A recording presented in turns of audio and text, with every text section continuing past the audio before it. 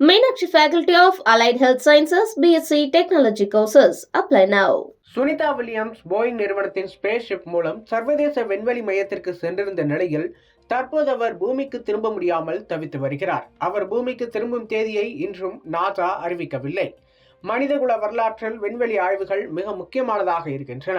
எனவே இந்த ஆய்வுகளுக்கு சர்வதேச நாடுகள் அதிக முக்கியத்துவம் கொடுத்து வருகின்றன.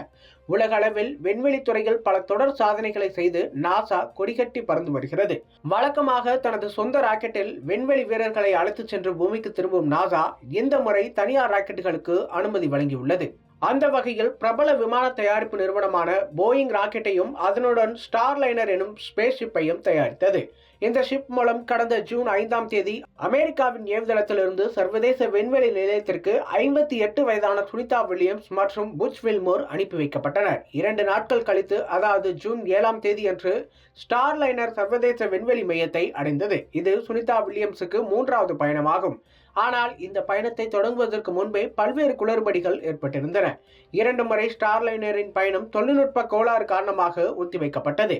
இப்படி இருக்கையில் தற்போது சர்வதேச விண்வெளி நிலையத்திலிருந்து சுனிதா வில்லியம்ஸையும் புச் வில்மோரையும் மீண்டும் பூமிக்கு அழைத்து வருவதில் சிக்கல் ஏற்பட்டுள்ளது.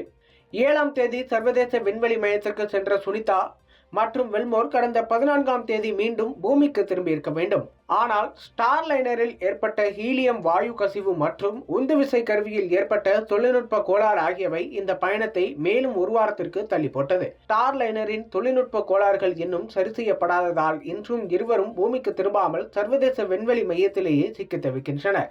இது நாசா விஞ்ஞானிகளிடையே கலக்கத்தை ஏற்படுத்தியுள்ளது. சர்வதேச விண்வெளி மையத்திலிருந்து பூமிக்கு திரும்ப 6 மணி நேரங்கள் தேவைப்படும். இந்த 6 மணி நேர பயணத்தில் த்ரஸ்டர் ஃபெயிலியர், வால்வு லீக்கேஜ் மற்றும் ஹீலியம் வாயு கசிவு ஆகியவை இல்லாமல் இருக்க வேண்டும். இதனையடுத்து ஜூலை 2ஆம் தேதி அனைத்து தொழில்நுட்ப கோளாறுகளும் சரி செய்யப்பட்டு 2 வீரர்களும் பூமிக்கு பத்திரமாக அழைத்து வரப்படுவார்கள் என போயிங் தெரிவித்திருக்கிறது. ஆனால் நாசா இன்னும் இதனை உறுதி செய்யவில்லை. நாசா இதனை உறுதி செய்து அறிவித்தால்தான் அது அதிகாரப்பூர்வ அறிவிப்பாகும். Meenakshi Faculty of Allied Health Sciences, BSc Technology courses. Apply now.